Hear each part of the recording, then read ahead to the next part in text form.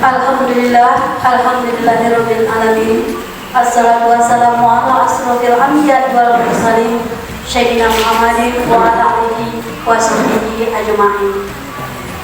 Pertama-tama, marilah kita memanjatkan rasa puji syukur kita kehadirat Allah Subhanahu wa taala sehingga kita dapat bersama-sama di labor biologi ini dalam rangka acara diseminasi budaya positif yang nantinya akan disampaikan oleh Ibu Sabania.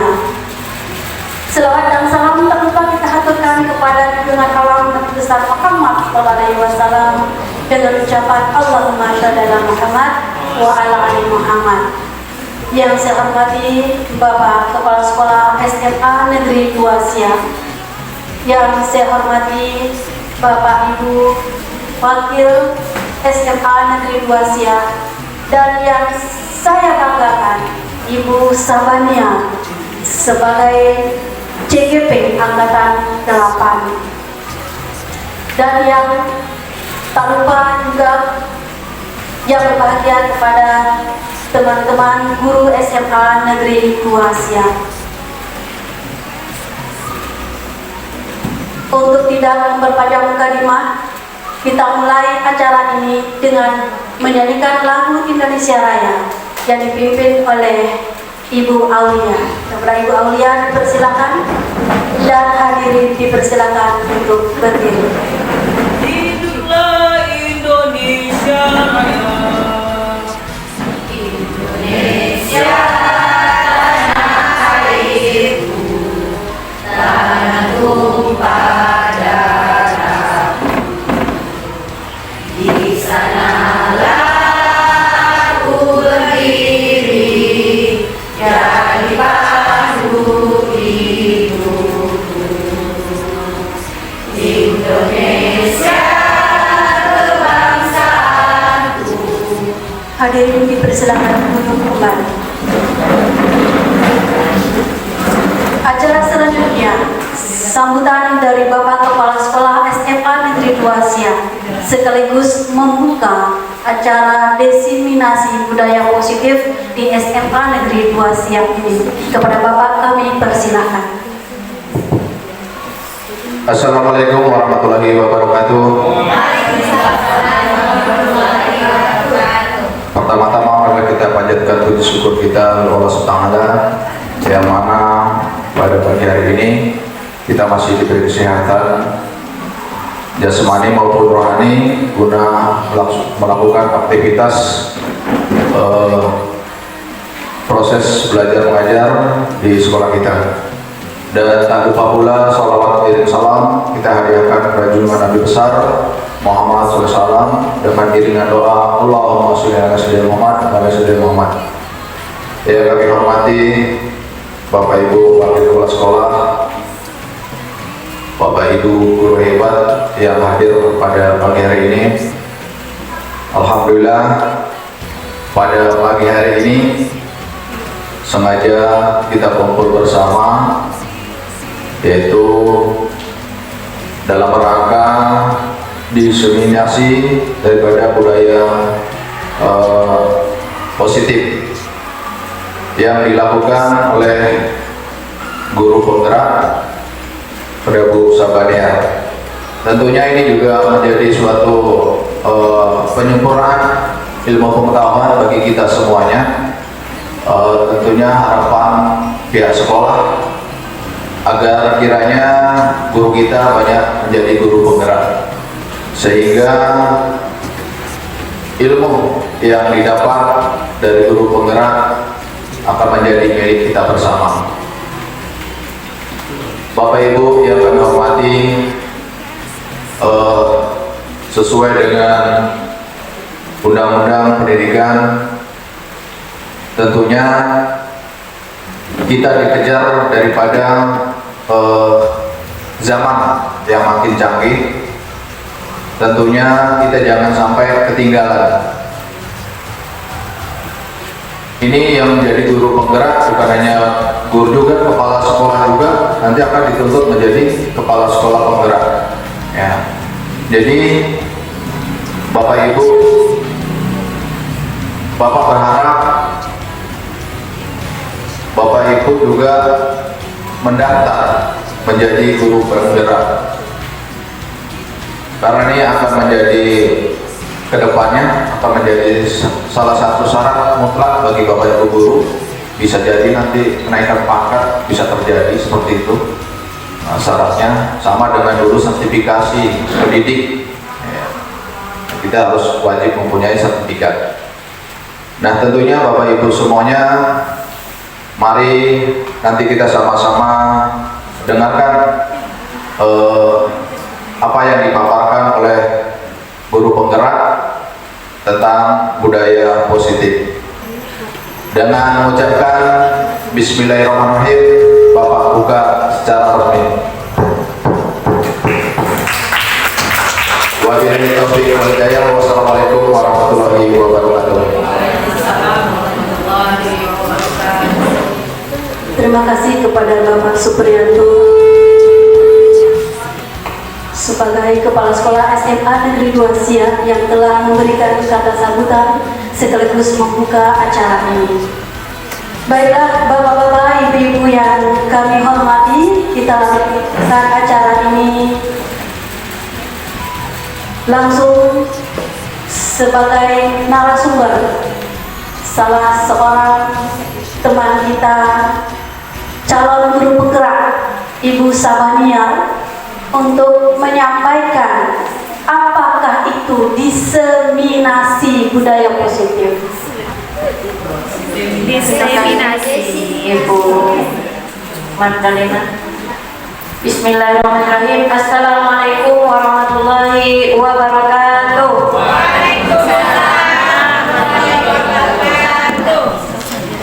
Puji syukur kehadirat Allah Subhanahu wa taala karena kita masih diberikan kesehatan, kesempatan bernafas yang luar biasa dengan gratis oksigen yang kita hirup pada hari ini, sehingga kita bisa berkumpul di labor biologi ini dalam keadaan sehat walafiat. Salawat beriring salam marilah kita hadiahkan kepada junjungan kita Nabi besar Muhammad sallallahu alaihi wasallam dengan senantiasa bersalawat mengucapkan Allahumma sholli ala sayyidina Muhammad wa ala ali sayyidina Muhammad. Assalamualaikum ya Rasulullah. Yang terhormat Bapak Kepala SMA Negeri 2 Siak, yang terhormat Bapak dan Ibu Wakil Kepala Sekolah, yang terhormat Bapak dan Ibu guru hebat. Baik Bapak Ibu, saya mengucapkan terima kasih yang sebesar-besarnya kepada pihak sekolah, kemudian kepada Bapak dan Ibu guru yang bersedia hadir dalam kegiatan diseminasi guru penggerak angkatan 8, yakni pada hari ini saya akan menyebarkan pemahaman tentang budaya positif.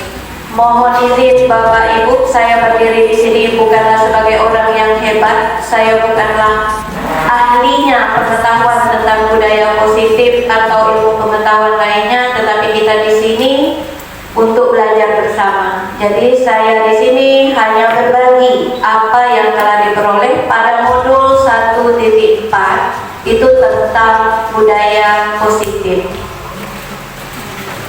Lebih kurang 1 atau 2 jam ke depan kita akan bersama. Jadi mohon Bapak Ibu juga bisa mendukung saya.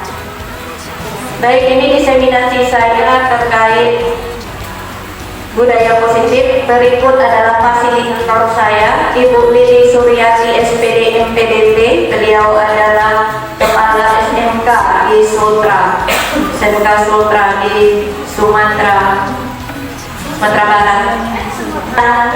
Di sebelah kiri saya itu adalah Ibu Pumutina Sari. Beliau adalah pengajar praktik saya. Beliau adalah guru matematika di SMA LKMD Kardis. Kemudian yang di tengah itu saya sendiri, calon guru penggerak angkatan 8 Kabupaten Siak. Bapak dan Ibu, saya langsung saja. Apakah Bapak dan Ibu setuju dengan pernyataan ini? Ini kita per poin satu persatu. Hukuman dapat mendisiplinkan anak. Apakah Bapak Ibu ada yang setuju? Baik, poin kedua. Pemberian hukuman dengan hal positif seperti membaca atau membersihkan halaman sekolah dapat meningkatkan disiplin anak. Setuju? Yang setuju angkat tangan. Yang ini nggak setuju. Nggak ada. Assalamualaikum warahmatullahi wabarakatuh. Mohon izin Ibu Penggerak, ini kan pendapat kita kan berbeda-beda. Kemudian kita sharing ya, itu kan menurut saya gitu kan memberikan hukuman dengan hal positif seperti membaca, membersihkan halaman sekolah dapat meningkatkan disiplin anak. Kalau pendapat saya, kalau kita memberi hukuman ke anak, lebih baik itu yang bersifat positif. Apakah bisa meningkatkan disiplin anak? Saya rasa bisa, karena pola anak itu kan berbeda-beda. Tidak semuanya anak itu nakal, kan ada sebagian anak itu yang patuh gitu kan. Jadi kalau misalnya seperti terlambat contohnya, dan dia terlambat, apa hukuman yang kita berikan? Kita tidak menjemputnya di tiang bendera, tidak. Misalnya kita suruh dia membaca surat, misalnya untuk agama Islam kita membaca misalnya ayat kursi. Nah dia kan mulai menghafal itu. Ketahuan di sana kalau anak tersebut tidak bisa membaca Al-Quran. Jadi kalau dia merasa dirinya tidak bisa, otomatis dia akan cepat-cepat datang ke sekolah. Jadi intinya tergantung kepada pribadi masing-masing siswa. Itu saja yang dapat saya berikan. Assalamualaikum warahmatullahi wabarakatuh. Nah, saya minta tanggapan satu yang nggak setuju. Terima kasih atas kesempatan yang sudah diberikan. Mengomentari terkait poin 2, yaitu memberikan pemberian hukuman dengan hal positif seperti membaca atau membersihkan halaman sekolah dapat memberikan disiplin anak. Kalau Ibu tadi diminta tidak setujunya, di sini saya punya tanggapan 2 poin, dua versi. Bisa setuju dan bisa juga tidak. Setujunya ya hampir sama dengan yang sudah disampaikan oleh Ibu Afrianti. Namun tidak setujunya, seperti yang sudah kita lihat sama-sama di lingkungan sekitar kita, memang kan sudah banyak, terutama dengan guru-guru piket yang bertugas di hari tersebut, hukuman yang seperti yang demikian itu kan sudah sangat diterapkan sekali. Hanya saja tidak menimbulkan efek jerah, itu pasti. Jadi hukuman itu jika memang dimungkinkan dikasih yang hukuman yang benar-benar bisa berbuat efek jerah, apa salahnya gitu. Jadi kalau cuma memberikan suruh nyapu seperti yang Bapak Ibu yang lain bilang, mungkin besok-besoknya bisa jadi terlambat lagi sih, seperti itu. Nah demikian yang saya sampaikan. Terima kasih. Assalamualaikum warahmatullahi wabarakatuh. Waalaikumsalam warahmatullahi wabarakatuh. Oke, kita step kedua jawaban tersebut, poin 1, poin 2. Poin ketiga, memberi penghargaan dapat meningkatkan motivasi belajar anak. Setuju? Setuju. Ada yang tidak setuju, Bapak Ibu? Setuju semua?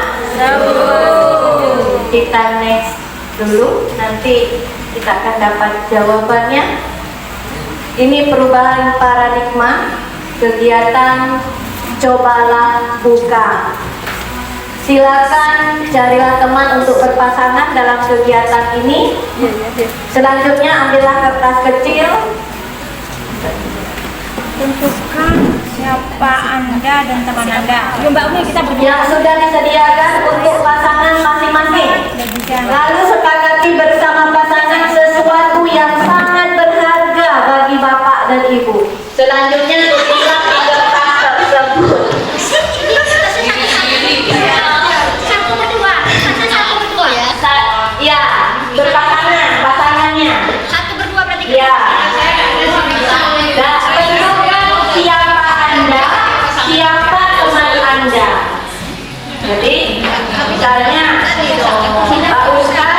pasangannya Pak Rahmat, yang sebagai Anda misalnya Pak Ustaz, Pak Rahmat sebagai rekannya, atau boleh nanti bergantian. Sudah jadi tulis? Satu berdua. Sesuatu yang berharga, sepakati. Ya, berpasangan, pasangannya.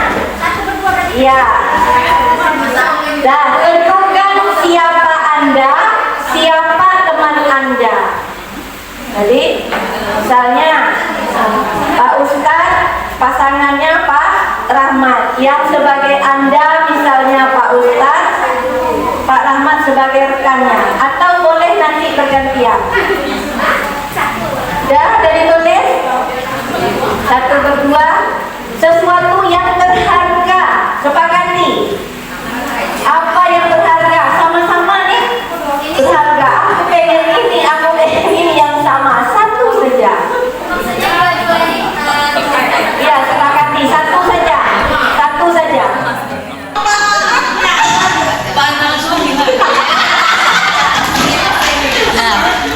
Kenapa ya? Yang Anda mengambil yang barang berharga tadi, letakkan di kepala tangan Anda. Ya. Rekan Anda akan berusaha membukanya. Nah, yang sebagai rekan, silakan. Yang sebagai rekan, itu bagaimana cara mengambil harta tersebut, barang berharga tersebut, baik itu dengan membujuk, kartir, ya silakan. Oke, saya minta pasangan dari Ibu Juliana dan Humila keluar. Yang lainnya Bapak Ibu silakan beraksi di mejanya masing-masing. Bagaimana caranya mendapatkan harta yang ada di kepala tangan temannya.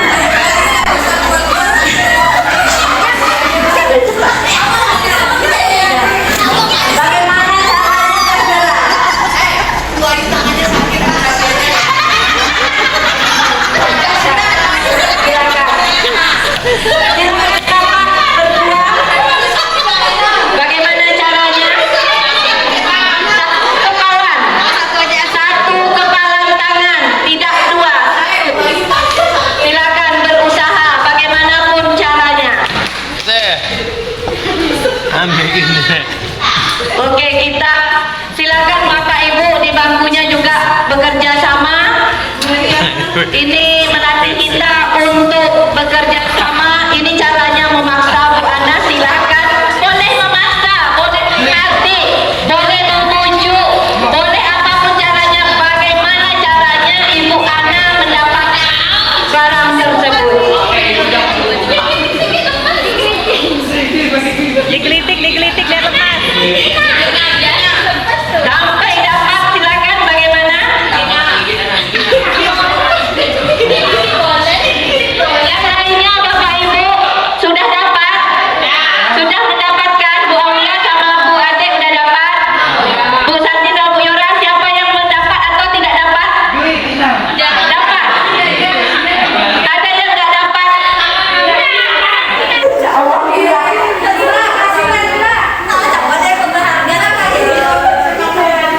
Barangnya bagi Bu Mila sangat berharga.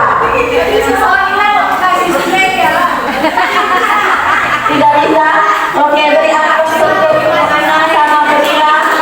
Silakan duduk, terima kasih.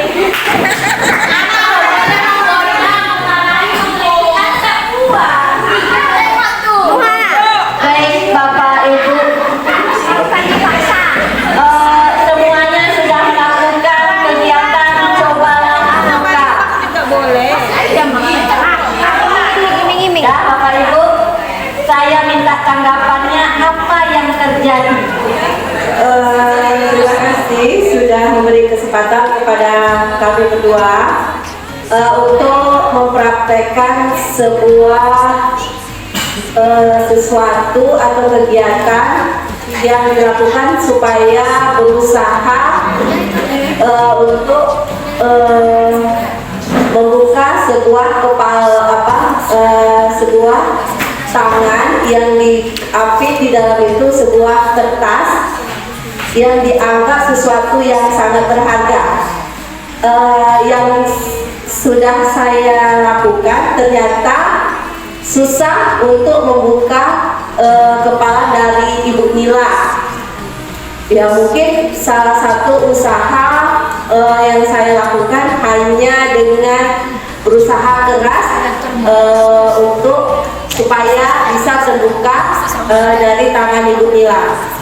Tanggapan saya dari yang saya lakukan, Ibu Nila berusaha untuk mempertahankan sesuatu yang berharga yang di kepala tangannya.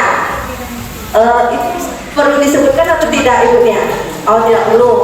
Jadi kalau tanggapan saya, Ibu Nila ini menganggap sesuatu itu berharga, berarti itu sangat penting, dan dia juga berusaha untuk tidak membuka dari usaha yang saya lakukan. Mungkin hanya itu yang bisa saya komentari. Assalamualaikum warahmatullahi wabarakatuh. Waalaikumsalam warahmatullahi wabarakatuh. Ya, terima kasih Ibu Juliana.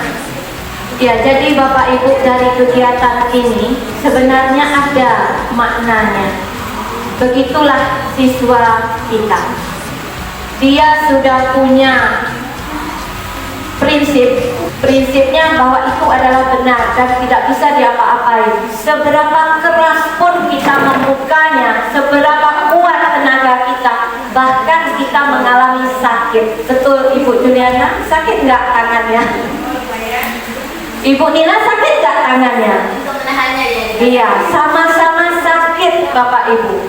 Jadi dari kegiatan tersebut dapat kita ambil maknanya seperti itu. Jadi sebenarnya Bapak Ibu, saya ikut kegiatan guru penggerak ini, pendidikan, itu sebuah tamparan buat saya.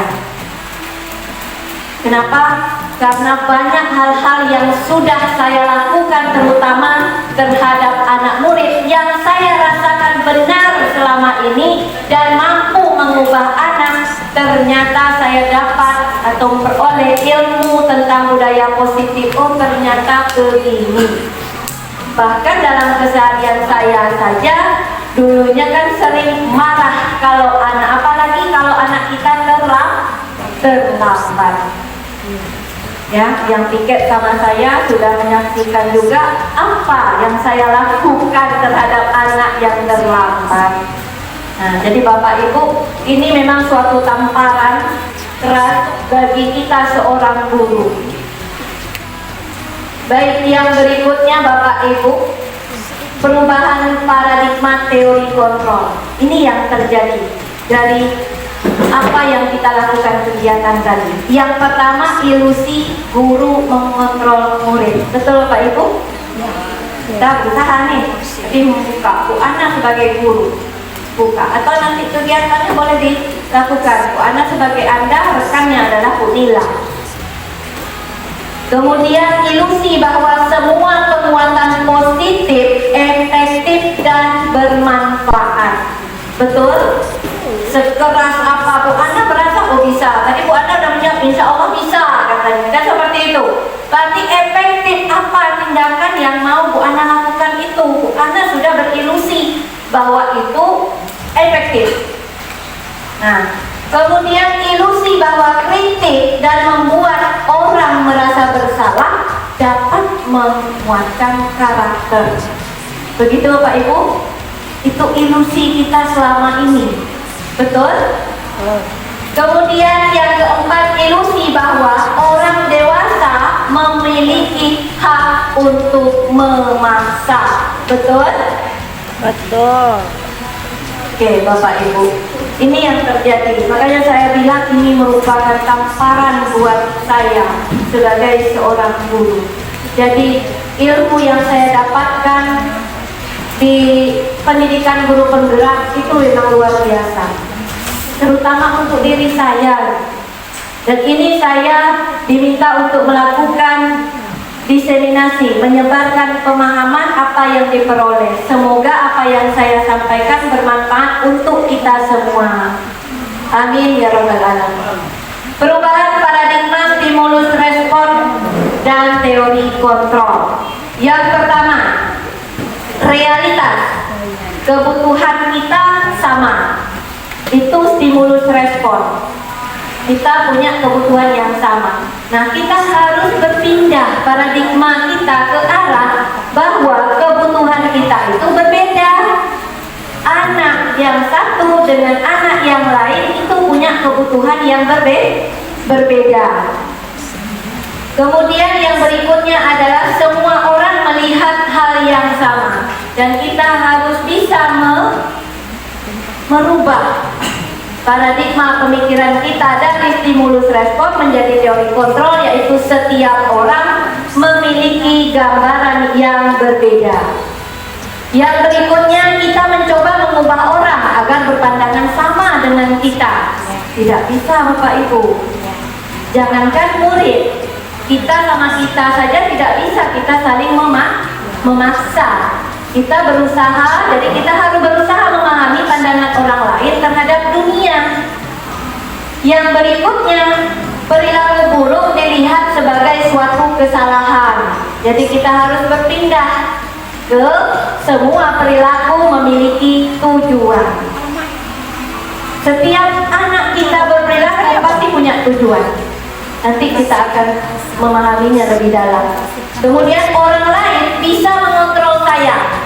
Itu yang selama ini ada. Kalau ada di dalam diri kita, maka kita berusaha untuk hanya Anda yang bisa mengontrol diri Anda. Jadi orang lain nggak bisa mengontrol kita, tapi kitalah yang bisa mengontrol diri kita sendiri.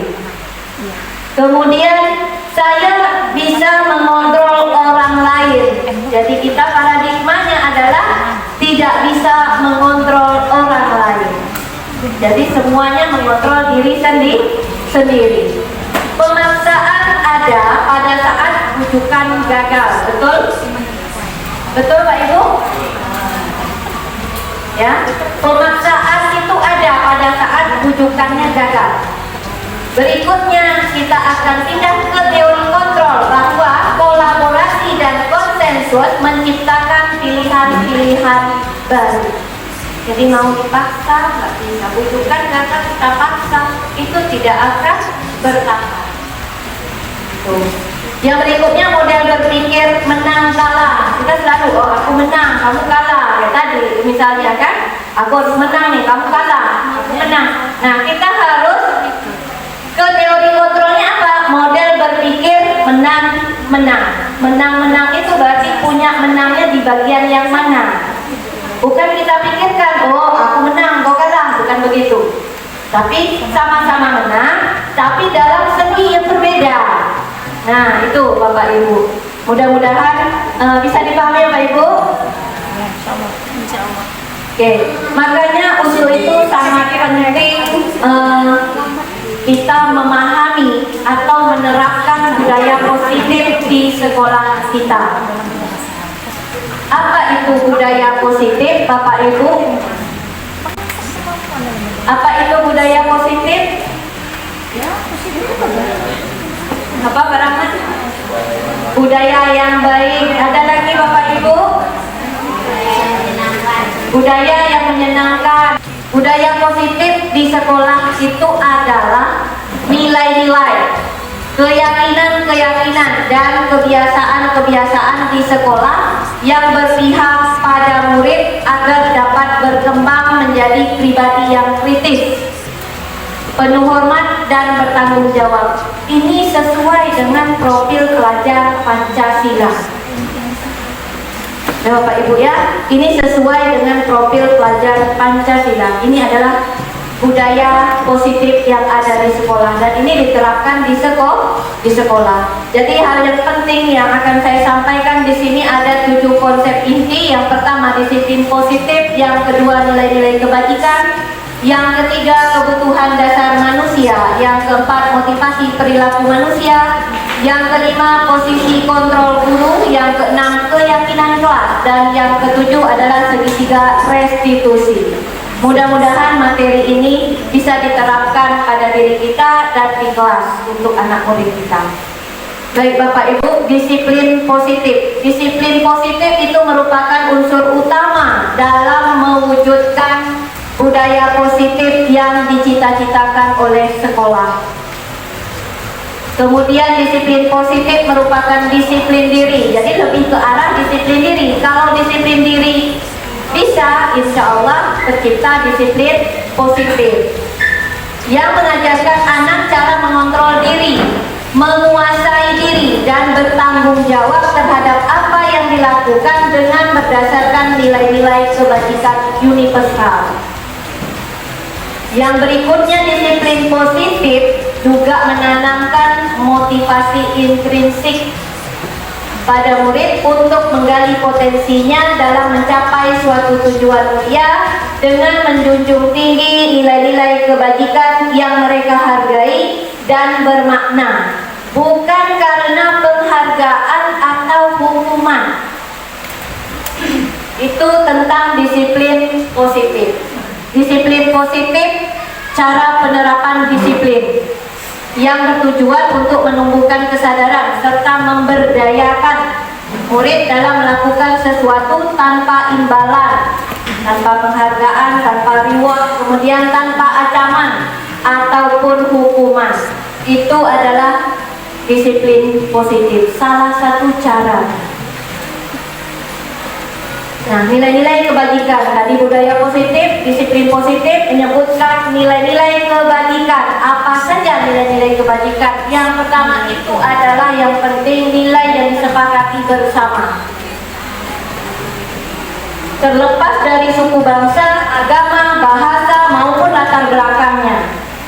Itu nilai yang disepakati bersama. Referensinya sudah saya berikan contohnya beberapa di sini, ada lagi yang lain. Di sini saya tampilkan 3, yaitu yang pertama yang sedang kita terapkan adalah profil pelajar Pancasila seperti di dalam kurikulum Merdeka. Kemudian ada beriman dan bertakwa kepada Tuhan Yang Maha Esa, berakhlak mulia. Kemudian berkebinekaan global, gotong royong, mandiri, kreatif, dan bernalar kritis. Yang berikutnya ada dari Ibu Primary Years. Kemudian ada life skill juga. Jadi nilai-nilai kebajikan ini nanti tidak harus semua Bapak Ibu yang disepakati bersama murid. Tidak harus semua. Anak kita berikan, oh nilai-nilai kebajikan itu begini, nanti kita arahkan untuk membentuk keyakinannya yang mana yang dari hati dia sebenarnya. Itu dari nilai-nilai kebajikan yang ada. Kemudian yang berikutnya adalah kebutuhan dasar manusia.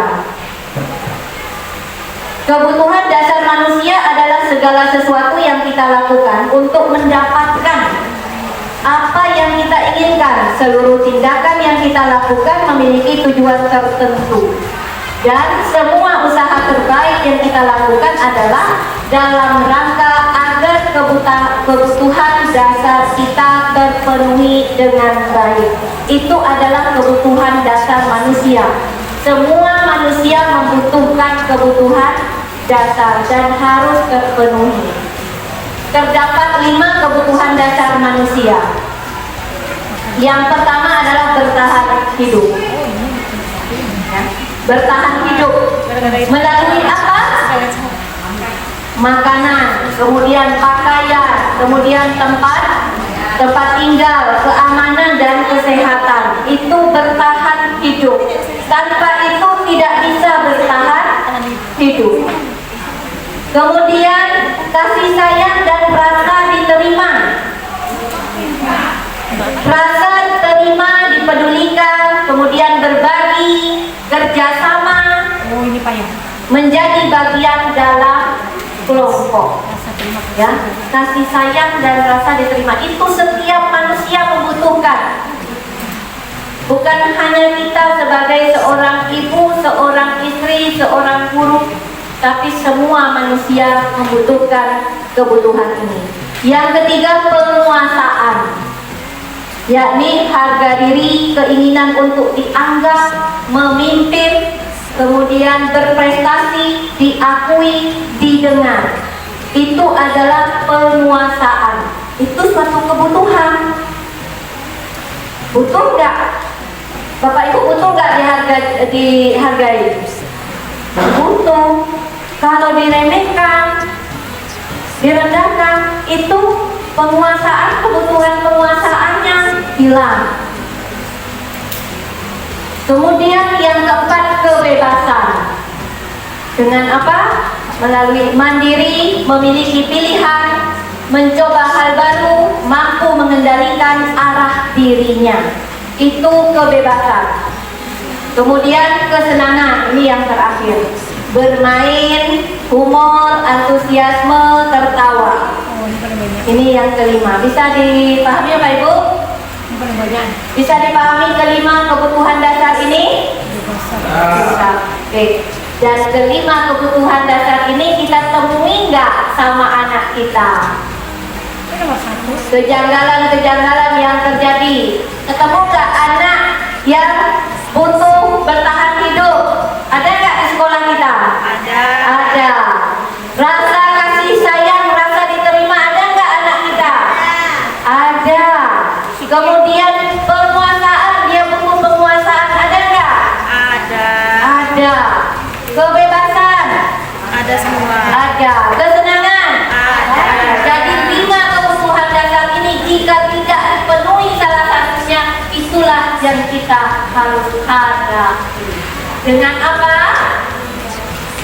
Dengan bimbingan, dengan menuntun murid kita ke arah karakter profil pelajar Pancasila. Bagaimana tindakannya? Nanti juga akan kita bahas, ya Bapak Ibu. Jadi di sini 5 kebutuhan dasar kita akan menemui anak-anak kita. Kita bisa analisa anak-anak kita seperti ini. Oh ternyata dia butuh ini, dan itu dia harus penuhi. Makanya tindakannya agak keluar dari nilai-nilai kebajikan. Itu yang terjadi di sekolah. Bukan sekolah kita saja Bapak Ibu, sekolah yang lain, semua murid. Ya, itu bukan kasus di sekolah kita. Semua sekolah juga mengalami. Contoh, identifikasi kebutuhan yang ingin dipenuhi. Bimo, seorang anak TKB, selalu berlari keluar kelas menuju jalan raya di depan sekolahnya yang ramai dengan kendaraan. Tingkahnya membuat guru, Bu Ani, bingung dan seringkali lari mengejarnya. Ada beberapa kemungkinan jawaban yang diberikan oleh Bimo. Ini salah satunya. Aku senang main kejar-kejaran dengan ibu guru. Seru. Kira-kira Bapak Ibu, dia butuh kebutuhan dasarnya apa di sini? Kebebasan.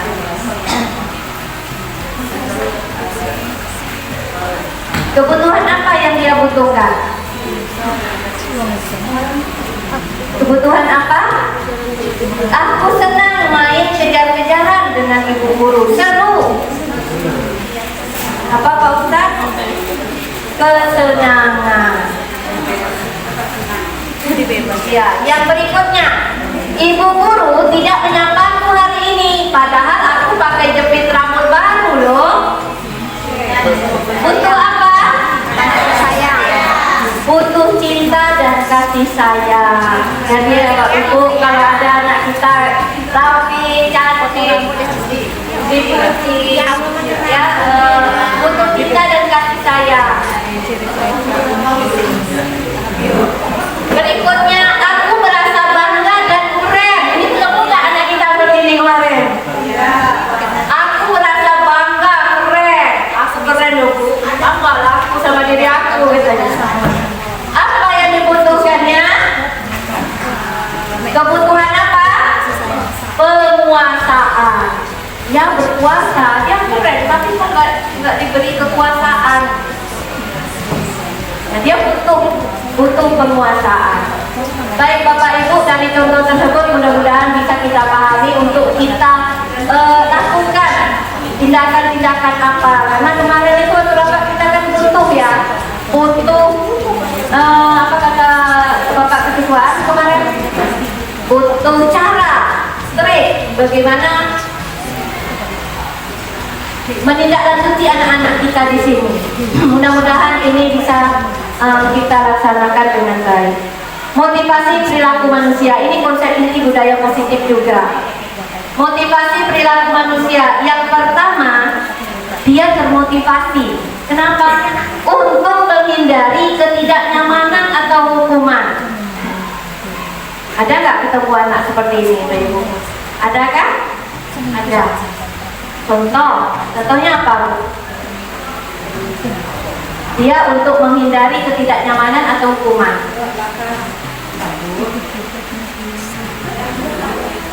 Cabut.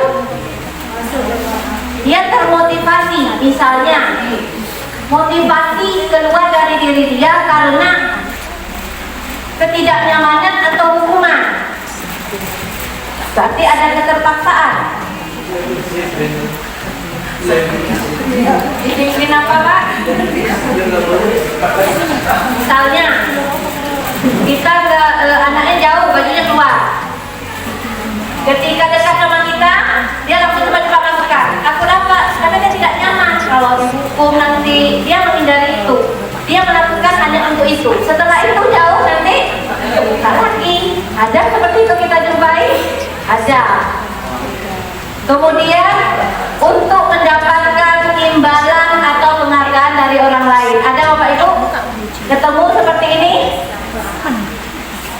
Pernah ketemu siswa kita seperti ini untuk mendapatkan imbalan atau penghargaan dari orang lain, baik itu berupa pujian, ya, baik itu berupa uang. Ketemu anak seperti ini? Ada.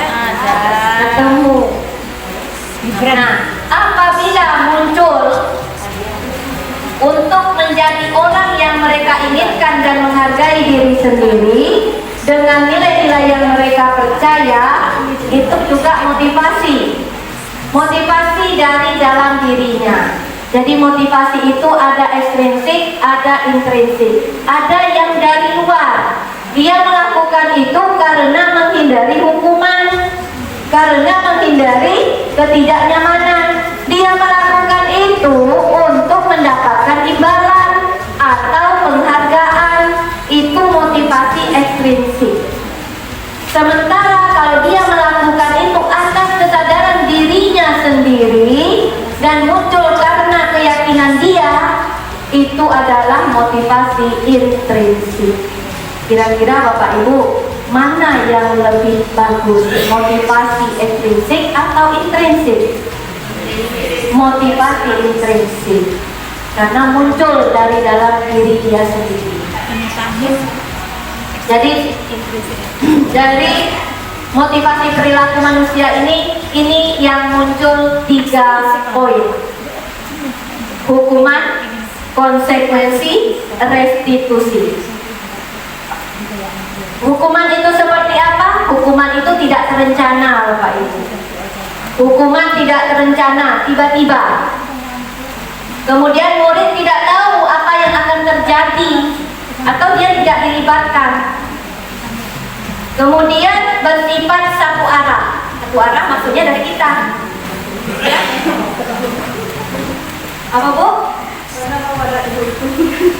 Kemudian berupa hukuman fisik atau psikis. Itu hukuman. Ya, itu hukuman. Misalnya dia terlambat. Anak si A terlambat. Saya piket, saya suruhlah dia kan tidak tahu konsekuensi dia terlambat itu apa. Kan tiba-tiba dari saya langsung menyuruh dia, kamu push up.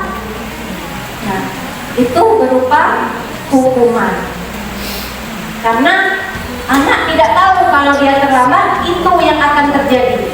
Nah, itu termasuk hukuman, dan itu bersifat satu arah, hanya dari saya, seperti itu. Konsekuensi ini terencana atau disepakati sesuai aturan. Kemudian murid tetap dibuat tidak nyaman. Tetap saja tidak nyaman, bukan hanya hukuman, tapi konsekuensi juga tidak nyaman.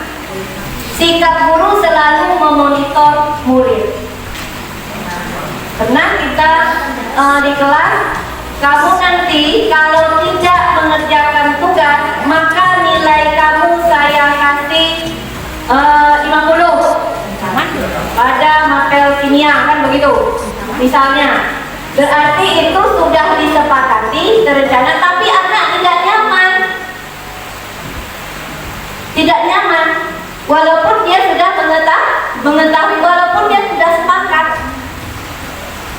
begitu. Nah, yang ketiga restitusi, proses menciptakan kondisi bagi murid untuk memperbaiki kesalahan. Kemudian proses kolaboratif yang mengajarkan murid untuk mencari solusi sendiri. Jadi di sini restitusi ini kita menciptakan kondisi murid itu memperbaiki kesalahan dia. Nanti mencari solusinya. Jadi dari mana solusi? Dari dalam diri dia sendiri yang memberikan solusi. Bisa Bapak Ibu munculkan seperti itu? Bisa? Bisa. Kalau kita dibilang jangan katakan tidak. Kalau gagal gimana? Sabar. Katanya seperti itu. Sabar. Iya, sabar terus. Sebab itu Bapak Ibu, kalau kita ketemu murid ibu ini tak tua-tua, mungkin ketemu PPP ini kan? Murid yang tahun berapa tuh jumpa? Ibu ini gitu-gitu aja wajahnya, awet muda. Iya, bilang aja Bu, saya sabar. begitu Bu. Sabar oleh kampungan. Jadi selalu sabar. Gagal, sabar. Jangan berhenti untuk mencoba. Iya, begitu Pak Ustaz. Yang berikutnya adalah konsep dari budaya positif, yaitu posisi kontrol guru. Di sini pertama posisi kontrol guru. Apa Ustaz? Posisi kontrol yang pertama penghukum. Posisi kontrol yang kedua pembuat merasa bersalah. Posisi kontrol guru yang ketiga sebagai teman. Yang keempat sebagai pemantau. Dan yang kelima sebagai manajer. Nah, sebelum lanjut nih, kira-kira Bapak Ibu sekarang simpan aja di hati, jawab sendiri. Posisi berada pada posisi kontrol yang mana posisi Bapak Ibu saat ini? Simpan sendiri, catat di kertas. Nanti kira-kira apa realisasi ke depan? Ya, penghukumkah, pembuat merasa bersalahkah, temankah, pemantaukah, atau manajer? Sudah? Sekarang pertanyaan saya yang kedua adalah posisi mana yang terbaik? Semuanya. Posisi mana yang terbaik? Posisi guru sebagai teman? Sebagai apa? Sebagai manajer? Sekarang Bapak Ibu set dulu, nanti kembali jawabannya ke diri kita sendiri. Sebelumnya saya berada pada posisi 1, 2, 3, dan 4. 3 bulan belakangan ini saya sudah berusaha menerapkan posisi yang kelima dan pernah melakukan itu semua. Rasanya serba serbi. Yang satu itu serba salah, yang kedua itu masih serba salah, yang ketiga itu juga serbinya ada, yang keempat lebih lagi mendekati, yang kelima posisinya nanti kita akan dapatkan pada diri kita, insya Allah. Contoh kasus murid tidak memakai atribut sekolah dengan lengkap saat upacara bendera.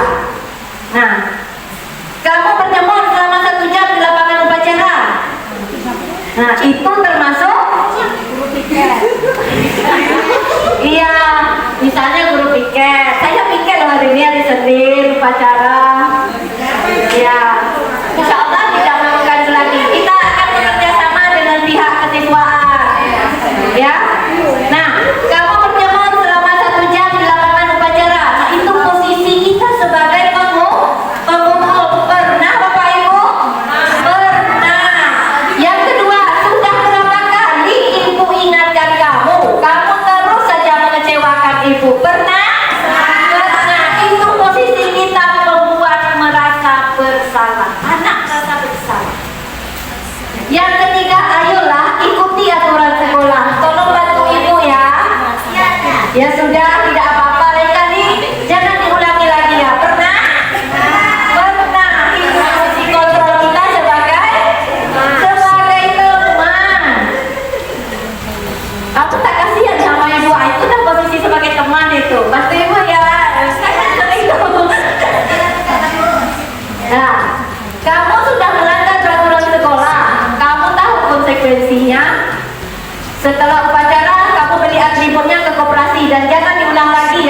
Nah, itu posisi kontrol kita sebagai pemantau, ya.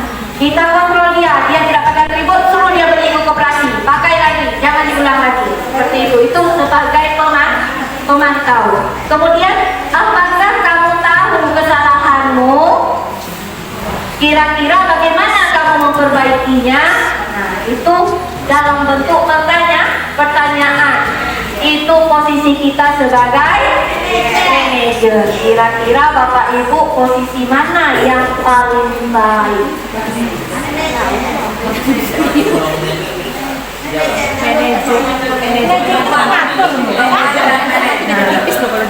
Posisi yang terbaik adalah posisi manajer. Tetapi, nah Bapak Ibu, ketika anak itu tidak bisa diajak restitusi, tidak bisa diajak kolaboratif dan dia belum siap, kita boleh pindah ke teman atau pemantau. Yang tidak boleh 1 dan 2. 1 sangat dilarang. Ya. Kenapa? Itu bisa menimbulkan dendam. Dan itu bersifat fisik dan psikis. Bukan hanya fisik yang tersakiti, tetapi psikisnya juga tersakiti.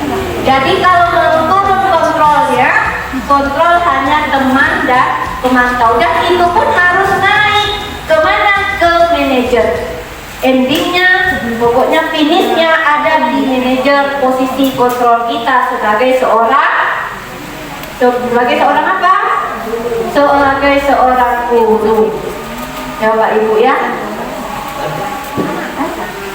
Ini posisi kontrol apakah aku dari kalimat ini? Kamu selalu saja salah. Itu posisi kita sebagai penghukum. Berikutnya, ibu atau bapak kecewa sekali dengan kamu. Itu pembuat merasa bersalah. Apa rencana kamu untuk menyelesaikan ini? Itu posisi sebagai apa? Sebagai manajer. Ayo ingat tidak bantuan bapak selama ini? Itu sebagai teman. Nah, kamu tidak pernah mendapatkan nilai jika tidak mengerjakan tugas. Nah, itu sebagai pemantau. Kita mantau dia mengerjakan tugas apa enggak. Itu kita sebagai pemantau. Begitu. Jadi kejadian anak kita yang kemarin tuh, itu posisi kita dari manajer kita harus turun ke pemantau, baru naik lagi ke manajer. Seperti itu. Nah, untuk itu kita perlu membentuk keyakinan kelas. Ya, untuk menciptakan budaya positif, juga konsep inti dari budaya positif yaitu keyakinan kelas. Mengapa keyakinan kelas?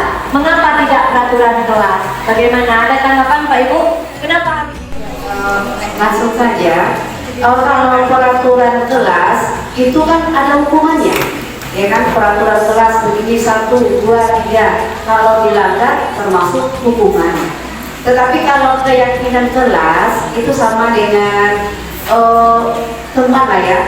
Nah, nanti kamu jangan lupa ya kelasnya dibersihkan, jangan sampai kotor. Nanti ibu misalnya guru biologi nanti masuk ke kelas, jadi jangan lupa ya semuanya dibereskan. Itu keyakinan kelas. Yakin dia betul-betul suatu kelas itu akan bersih. Tapi kalau peraturan rasanya kalau dilanggar pasti ada hukuman. Itu saja sementara. Terima kasih. Terima kasih Bu Yanti. Jadi kenapa keyakinan? Kalau keyakinan muncul dari diri anak sendiri. Kalau peraturan itu kita ikut andil, kita tetapkan anak ada yang terpaksa setuju. Tapi kalau keyakinan itu pernyataan dari anak, kami ingin kelas kami seperti ini. Nah, apa yang kamu lakukan kalau kamu ingin kelas kamu seperti itu? Dari diri dia yakin, saya yakin kalau saya ingin kelas saya seperti ini, saya harus begitu. Jadi itu muncul keyakinan, bukan peraturan. Kalau peraturan dilarang buang sampah sembarangan. Nah, ya kan? Ada konsekuensinya yang dibuat oleh kelas. Ya Bapak Ibu, kita lanjutkan. Ini pembentukan keyakinan kelas. bersifat abstrak berupa pernyataannya universal.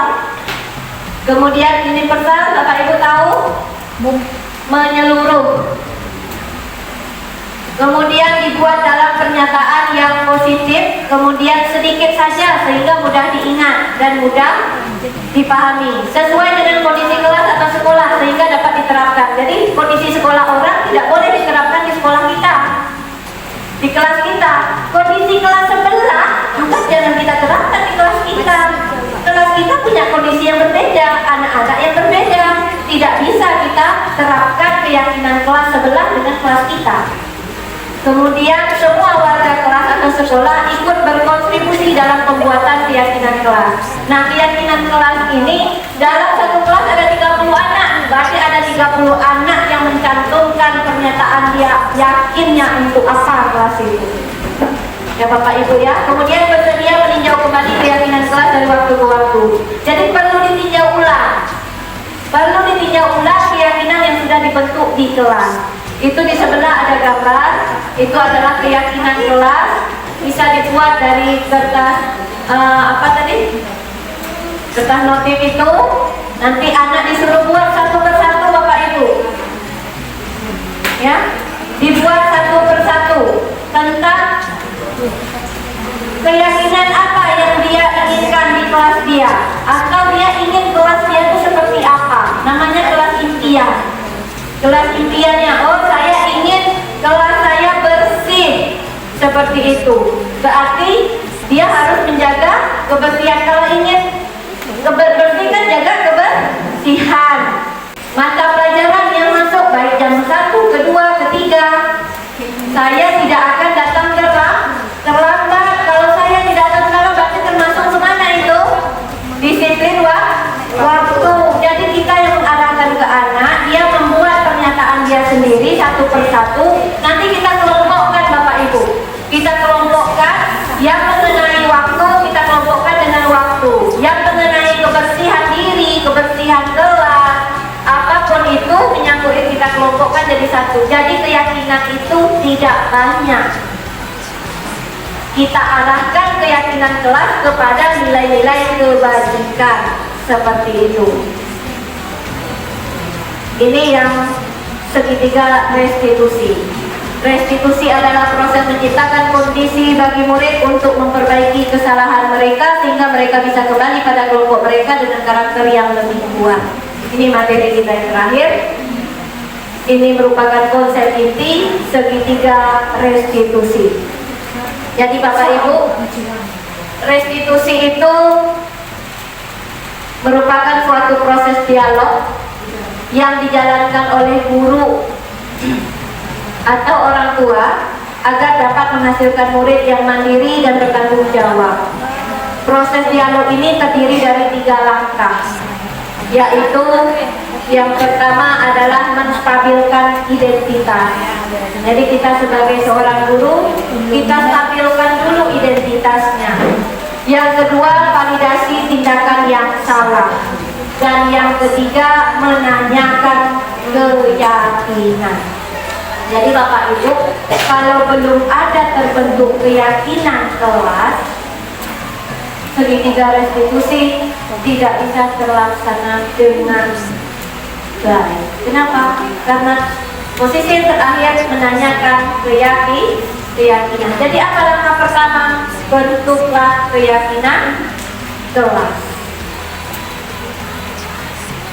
Yang ini menstabilkan identitas berdasarkan prinsip membuat kesalahan adalah bagian dari proses pembelajaran. Jadi kita bergerak Bapak Ibu dari kalau anak membuat kesalahan itu adalah suatu proses dari pembelajaran. Kemudian kita membentuk anak dari identitas gagal menjadi identitas yang sukses. Kemudian yang berikutnya bagaimana kalimatnya, berbuat salah itu wajar seperti itu. Kemudian tidak ada manusia yang sempurna. Ibu atau bapak juga pernah melakukan kesalahan seperti itu. Yang penting kita bisa memperbaiki kesalahan. Kemudian kamu berhak merasa begitu. Apakah kamu sedang menjadi teman yang baik buat dirimu sendiri? Itu adalah menstabilkan identitas. Itu posisi menstabilkan identitas. Ini bukan berlaku kita terhadap anak saja Bapak Ibu, kita terhadap teman juga begitu. Kita terhadap anak kita di rumah juga begitu. Menstabilkan identitas terlebih dahulu. Jadi kalau anak berbuat salah, jangan dicap langsung selamanya dia pembuat salah. Pasti dia punya alasan. Kemudian validasi tindakan yang salah ini tadi. Berdasarkan prinsip setiap perilaku berupaya memenuhi suatu kebutuhan. Jadi tadi kita sudah mempelajari tentang kebutuhan. Kalau kita sudah mempelajari tentang kebutuhan, berarti berdasarkan prinsip setiap perilaku berupaya memenuhi suatu kebutuhan tertentu. Nah, kalimatnya seperti apa? Padahal kamu bisa melakukan yang lebih buruk dari ini. Kamu pasti punya alasan mengapa melakukan hal itu. Nah, jadi kita bertanya, ini dialog, restitusi ini dialog antara kita sama siswa, sama anak. Kemudian kamu boleh mempertahankan sikap itu, tapi kamu harus menambahkan sikap yang baru. Yang terakhir adalah menanyakan keyakinan. Menanyakan keyakinan ini berdasarkan prinsip teori kontrol Bapak Ibu. Pada dasarnya kita termotivasi secara intrinsik. Itu beranjak dari prinsip itu. Apa yang kita percaya sebagai keyakinan kelas, ini keyakinan kelas atau keluarga. Kalau kita di rumah terhadap anak, kita tanya keyakinan anak tersebut di dalam keluarganya. Kemudian apa nilai-nilai umum yang telah kita sepakati. Kemudian apa bayangan kita tentang kelas yang ideal. Nah, kamu mau jadi orang yang seperti apa? Nah, itu menanyakan keyakinan Bapak Ibu. Jadi itu segitiga restitusi. Posisi manajer itu melakukan hal ini. Segitiga restitusi.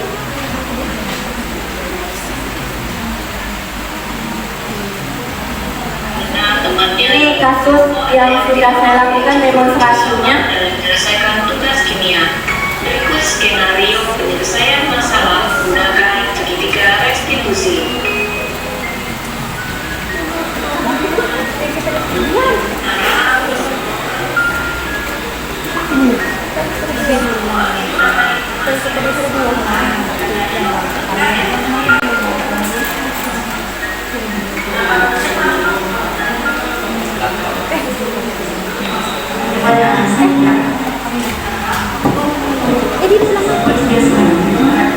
Jelas Bapak Ibu, tak jadi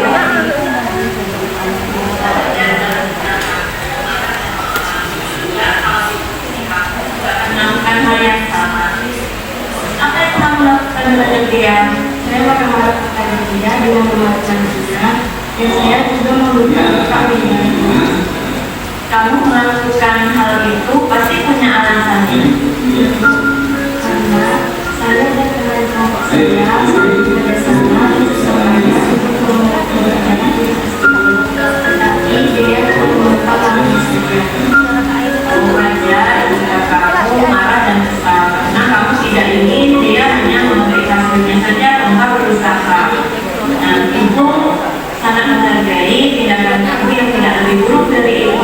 Misalnya itu. Nah, sekarang coba kita pikirkan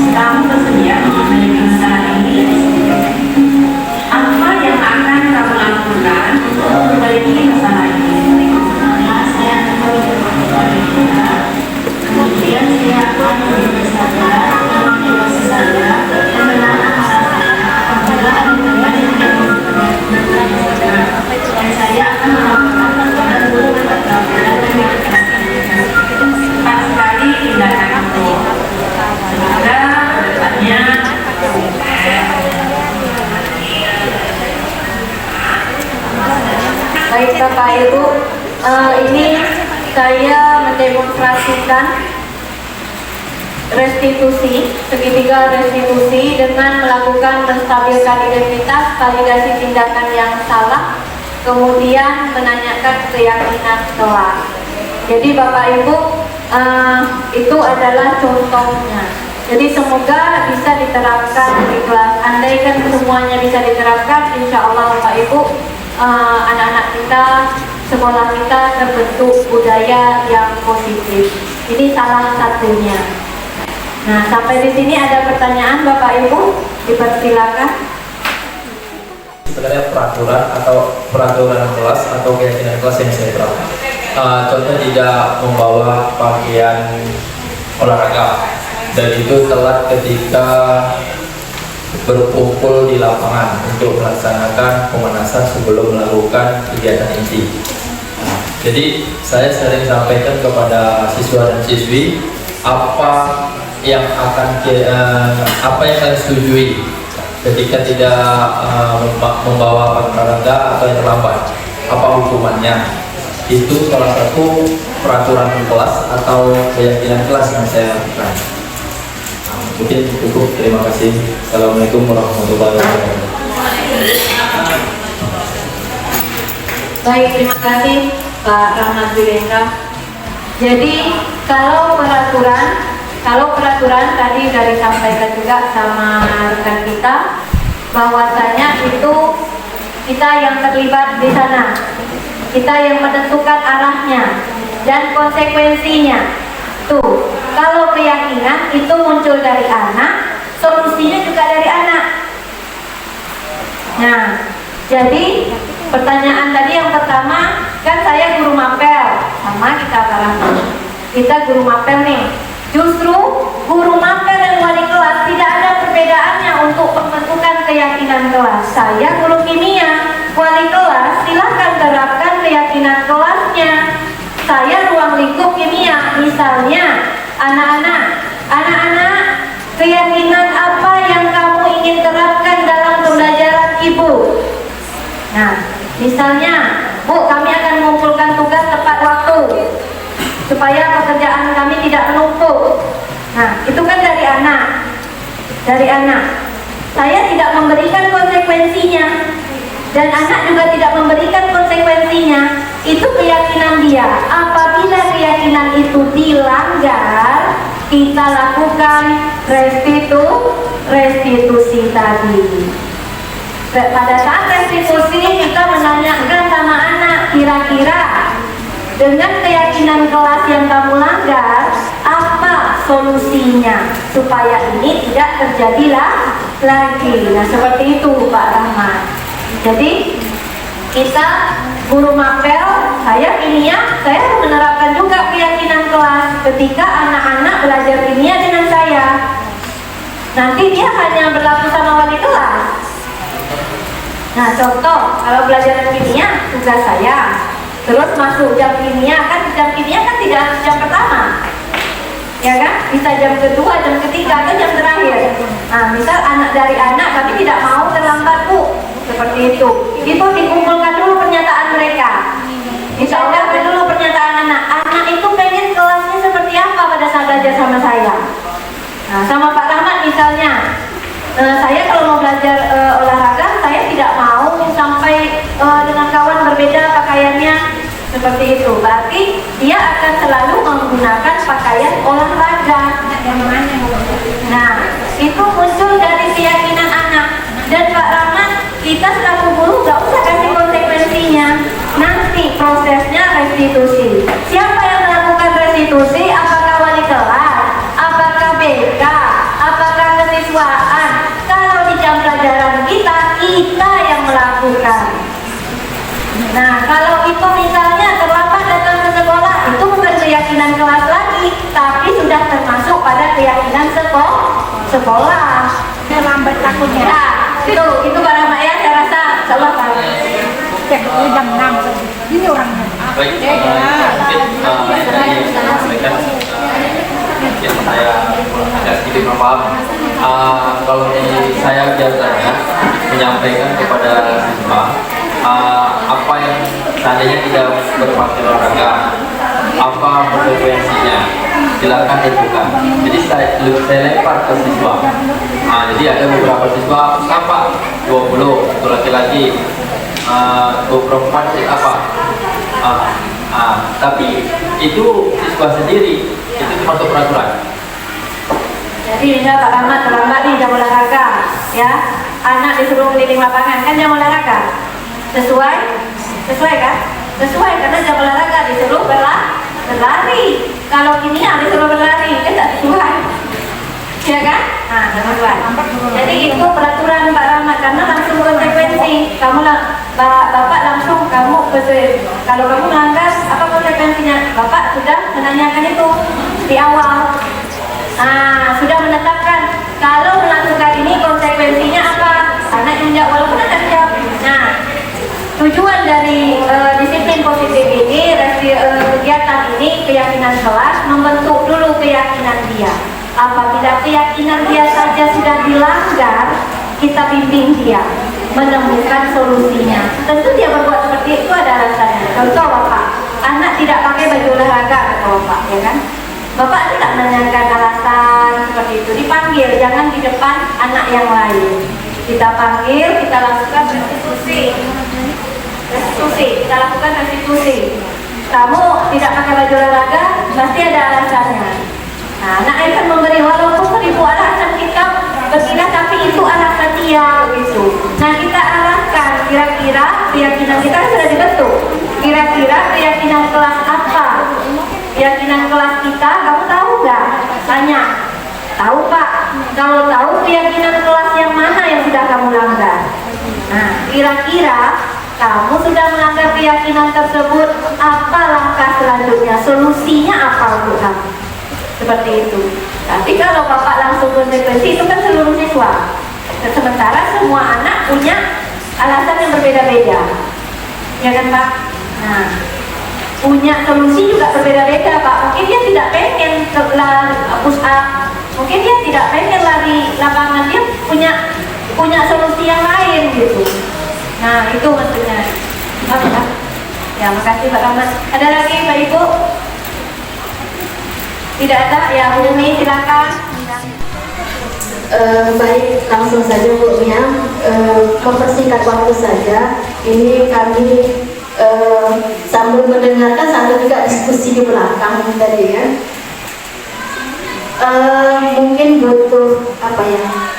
Kesepakatan gitu, dan pemahaman kami makin lama makin melayang, makin kabur gitu kan. Berkaitan dengan keyakinan itu tadi kan abstrak, universal. Yang kita dengarkan selama ini contohnya keyakinan yang harus dimiliki anak-anak itu sesuatu yang positif saja. Contoh ketika jam olahraga praktek, anak seharusnya menurut peraturan itu menggunakan pakaian olahraga, ya kan? Terus keyakinannya anak ketika praktek menginginkan berpakaian olahraga semua, itu kan hal yang positif. Bagaimana kalau keyakinan anak ini tidak suatu hal yang positif?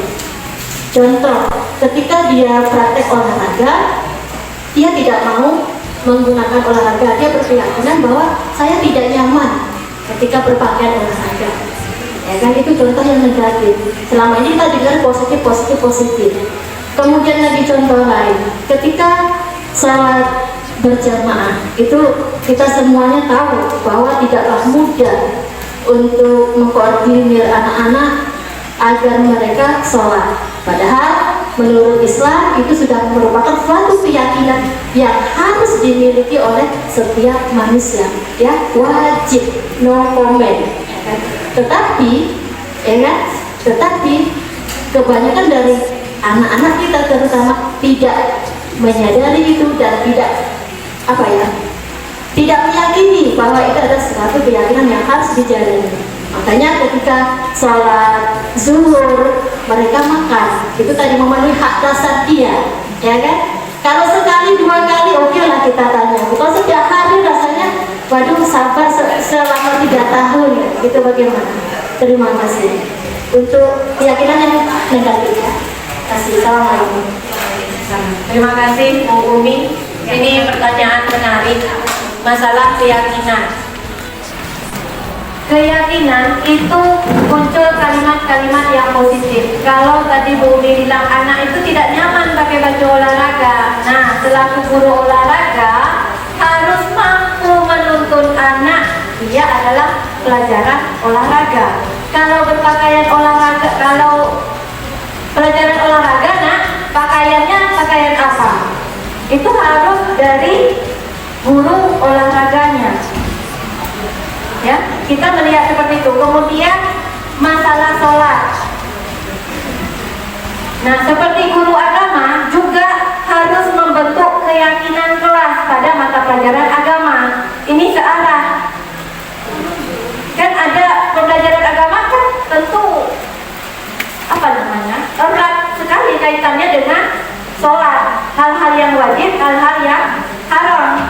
Itu kan, jadi harus bentuk keyakinan kelas dari sana, dari pelajaran agama, sehingga nantinya apabila terdapat yang melanggar, nah Pak Ustadz itu punya andil untuk merestitusikan anak tersebut, bukan dari bukan dari guru piket dulu, enggak. Tapi Pak Ustadz bisa dapat data dari beliau yang piket, yang dapat informasi. Nah, karena keyakinan kelas Pak Ustadz sudah terbentuk, bagaimana mengarahkan hal-hal yang positif? Ini belajar agama. Belajar agama itu hal apa yang kamu yakini dalam pembelajaran agama untuk dirimu sendiri. Nah, tentu itu harus diarahkan ya Pak Ustadz. Nah, kalau pelajaran agama. Kemudian ketidaknyamanan. Kalau ketidaknyamanan, kalau sudah ada keyakinan dari anak, itu akan nyaman. Yang buat tidak nyaman adalah peraturan. Ya. Makanya sekarang peraturan itu berupa konsekuensi. Hukuman dialihkan kepada konsekuensi, peraturan dialihkan pada keyakinan. Seperti itu ya. Jadi jangan diarahkan pada hukuman, tapi konsekuensi yang menurut. Misalnya guru olahraga dia terlambat keliling lapangan, tidak apa-apa. Dan guru kimia terlambat keliling lapangan, dan pelajaran olahraga begitu. Apa ini? Kalau konsekuensi dari peraturan kita jadikan dia ke arah keyakinan dia.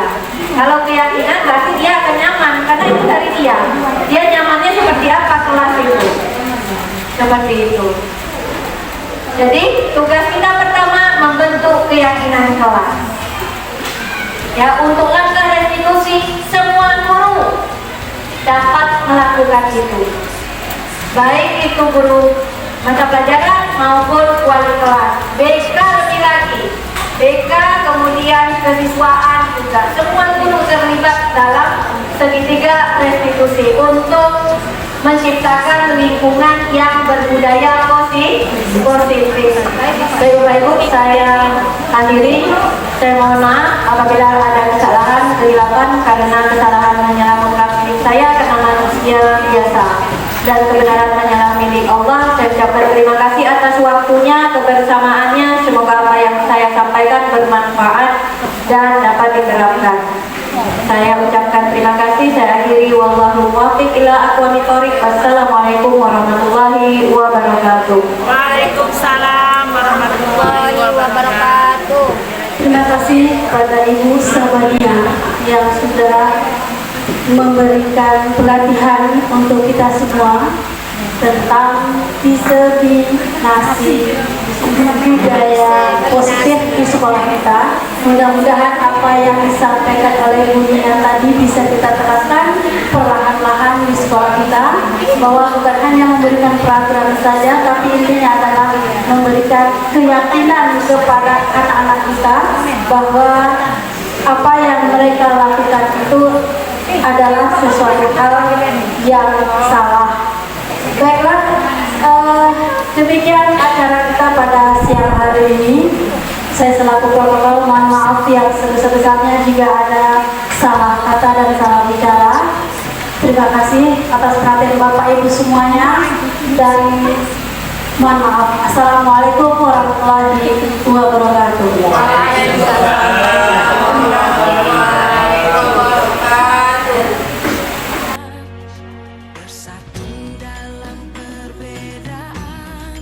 Assalamualaikum warahmatullahi wabarakatuh. Perkenalkan, nama saya Novi Astria, guru di SMA Negeri 2 Siak, akan memberikan tanggapan dan umpan balik dari presentasi Ibu Sahbaniar tentang budaya positif. Terima kasih Ibu Sahbaniar yang sudah memberikan pengetahuan dan ilmu kepada kami tentang budaya positif, sehingga kami dapat memahami bahwa posisi guru yang baik itu adalah sebagai manajer di dalam pembelajaran. Yang kedua, dalam pembentukan keyakinan kelas yang akan disepakati di dalam pembelajaran, serta mengetahui segitiga restitusi yang bertujuan untuk menangani masalah murid di sekolah dengan lebih bijaksana. Terima kasih untuk ilmu yang sudah diberikan. Wassalamualaikum warahmatullahi wabarakatuh.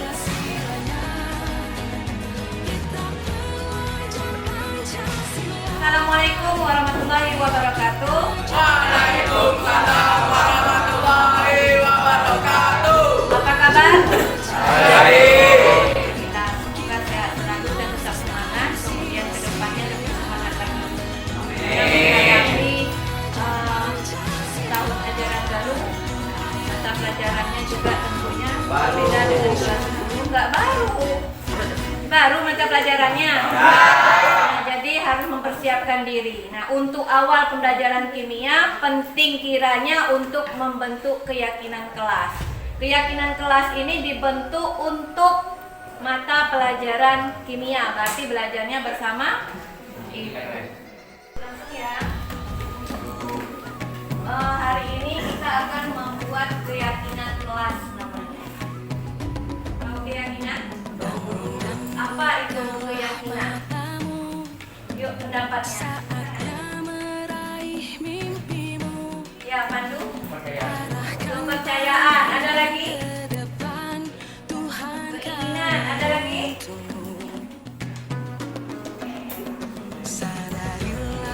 Sesuatu yang diyakini. Ada lagi? Bagus sekali. Kita nanti pendapat, keyakinan, sesuatu dipercaya, sesuatu yang dia yakini. Baik, ini dipahami. Kita buat apanya?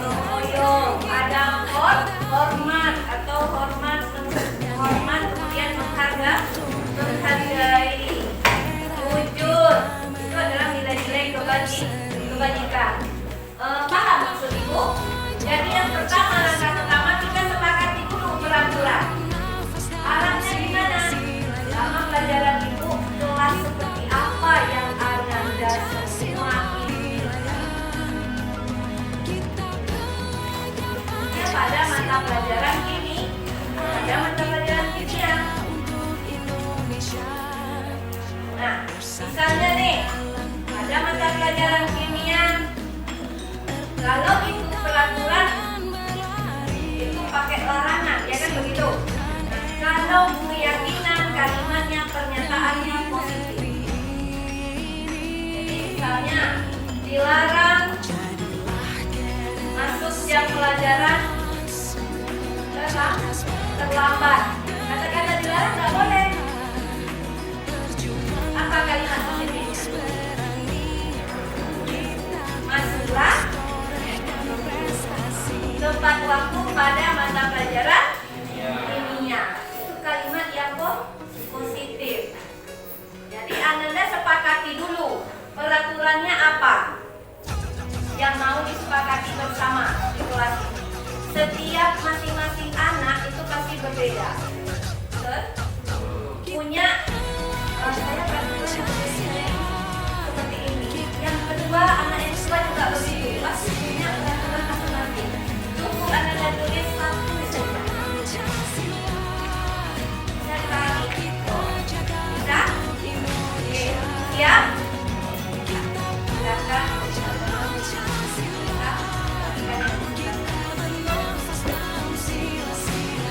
Ini nanti tempel di sebelah sini ya, kesepakatan.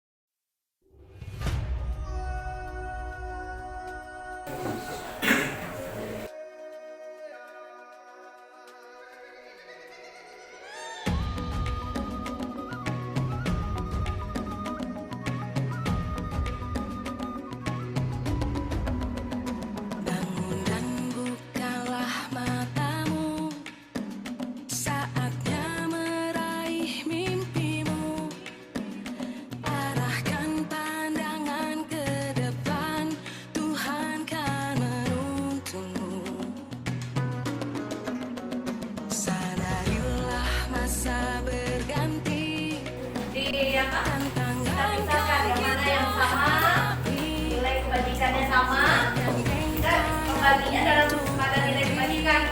Nilai kebalikan yang sama kita jadikan satu. Ya, nanti baru kita bentuk keyakinan kelasnya. Paham? Ini kan kesepakatan. Ini keluar dari hati kamu, bukan dari hati temanmu kan? Nah, dari hati kamu keluar seperti ini, satu saja. Ibu rasa ini keluar dari hati semua anak. Satu anak itu ada mewakili juga di beberapa. Nah, kita jadikan satu dulu untuk kita lihat nilai kebajikan yang sama kita satukan. Ada yang bersedia? Ya, silakan maju.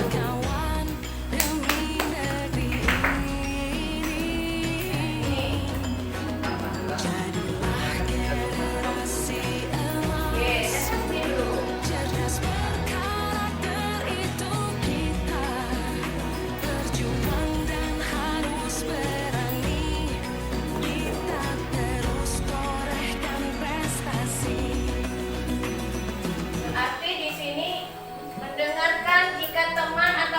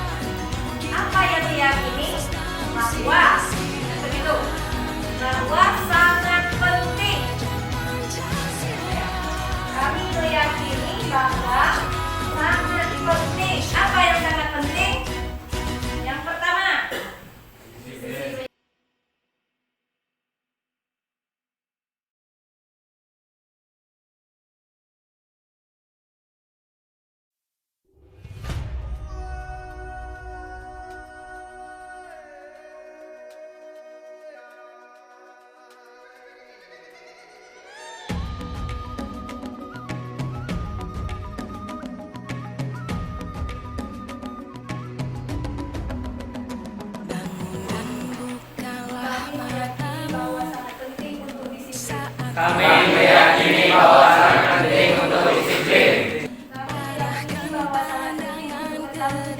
Kami meyakini bahwa sangat penting untuk bertanggung jawab. Oke, beri aplaus untuk sebelah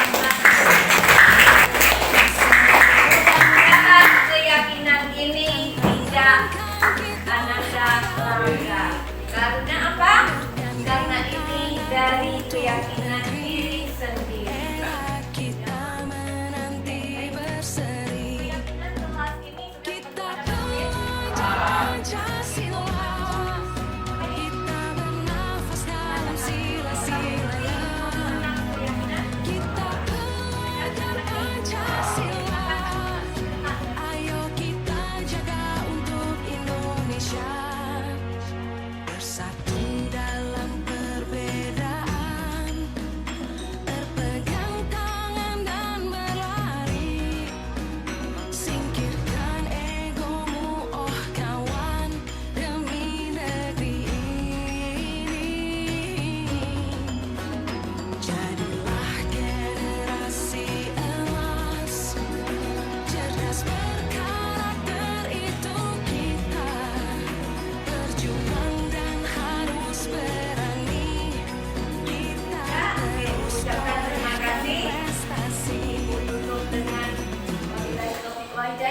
Assalamualaikum warahmatullahi wabarakatuh.